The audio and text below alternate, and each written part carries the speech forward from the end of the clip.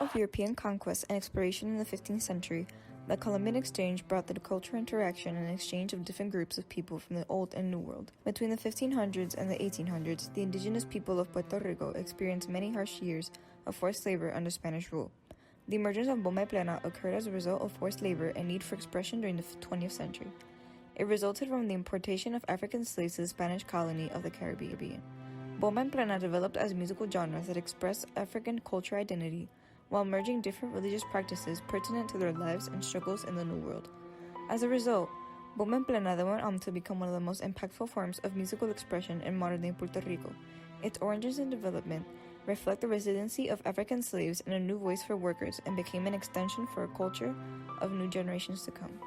During the Age of Exploration, the Spanish Empire arrived to Puerto Rico in 1493. However, they did not fully colonize the island until 1508. This colonization, as well as the cultural differences between the Spanish and the Taino, contributed to the mistreatment of the island's indigenous population, as they viewed the Taino as inferior. In the early 1500s, about 85% of the Taino population decreased due to fatigue from the work they were forced to partake in, and illnesses like smallpox brought by the Spanish. Because of this, the Spanish needed a new source of forced labor, so they imported enslaved Africans. The African population in the world were traded as property. The women subject to raped by their hacendados and were forced to adhere to the cultural and religious standards imposed by Spanish rule. As a result of unjust treatment and religious oppression that the African population faced at the hands of Spanish colonizers, bomba plena provided a musical and creative outlet for the enslaved population. As a result of overpowered pressure that African people endured under slavery, they explored new forms in which they could express their frustration against the Spanish. Bomba is a musical genre that was first developed by the enslaved. The musical elements of the genre consist of multiple rhythms and instruments. For instance, some examples of rhythms are juba, oyamula, and gracima, and the main instruments incorporated were congas. Bomba plena were formed as a way for Africans to let out their frustrations and express themselves through music and dance in moments of suffering, as a form of spiritual expression and to form passive rebellion. Most Africans who were enslaved were from different regions in West Africa, and bomba allowed for them to communicate with each other. Communication led the slaves to form a sense of community under the oppressive Spanish regime. Hoy en día nosotros sigamos tocando la evolución, ¿verdad? No lo que tocaban aquella gente hace cientos de años atrás, pero la evolución de eso pues sigue impactando, porque es un espacio donde podemos expresar nuestra identidad, celebrar nuestra cultura y recordar nuestros ancestros. Esa es mi contestación. Hay teorías, se dice que la vestimenta de blanco tenía que ver con la época de la esclavitud, con ver a la gente del amo, poder ver a los esclavos si se escapaban. Al vestirlos de blanco, te los podían agarrar fácilmente. Hay gente que dice que eso tiene que ver con imitar, con poder imitar la vestimenta de los amos, de los dueños de esclavos. La vestimenta es un poquito controversial, es tradicional, pero además de que la gente cuando bailaba bomba, ya siendo libre, eran obreros que cuando tenían un brequecito los domingos se reunían y se ponían la mejor ropa que tenían. Representa, es como una estampa, la ropa puede ser como una estampa folclórica. Por eso nosotros hoy en día los bombazos usamos la ropa que tenemos. Bueno, te entiendo que por respeto a los seres humanos que ayudaron a desarrollar lo que hoy en día conocemos como bomba, que es toda una evolución de distintas gentes. Siempre ha habido un esfuerzo de parte de la gente con poder de blanquear al puertorriqueño, nuestra cultura y la bomba como tal.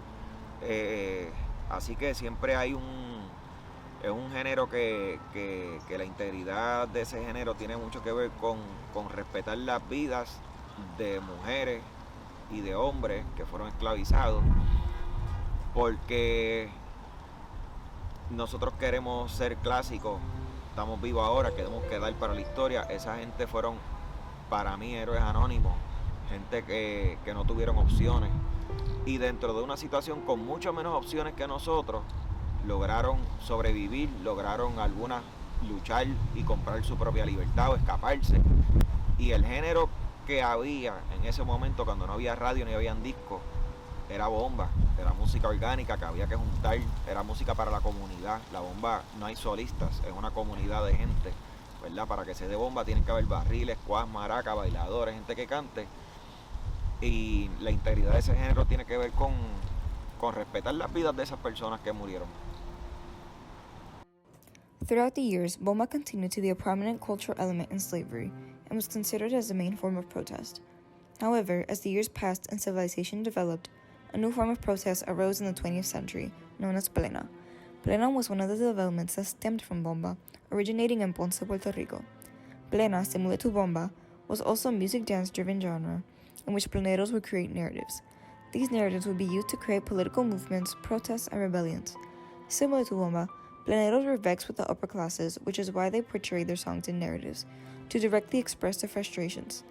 Both of these musical genres are still major influences in Puerto Rican culture today. Citizens still perform bomba and plena as a form of protest, which has allowed for these genres to ingrain themselves into Afro-Puerto Rican culture. Bomba and plena are now seen today as pillars of Puerto Rican culture and tradition. The historical integrity of these dances is still alive to this day. People of Puerto Rican descent still utilize bomba and plena as an expression of unity and strength in times of desperation and need. During Hurricane Maria in 2017, the island used bomba and plena to cope and unite communities after the people of Puerto Rico lost everything, especially to mourn all those who were lost through this tragedy. Bomba and plena's protesting roots have not been lost either.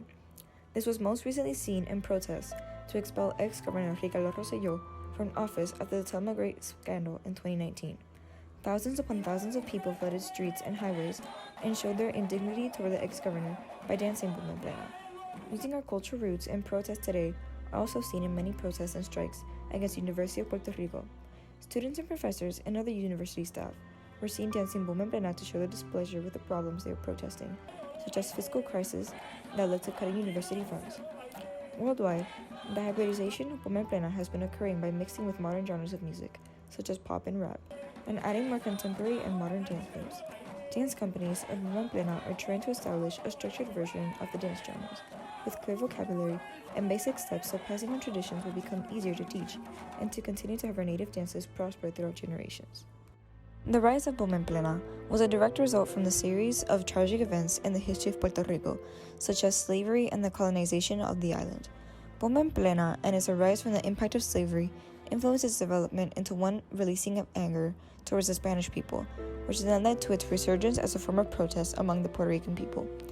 Despite these events having occurred centuries ago, they are still an integral part of the Puerto Rican people and their culture. All in all, bomba and plena resulted from what is Puerto Rico's most devastating time period and the silence that Black Puerto Ricans were forced to endure.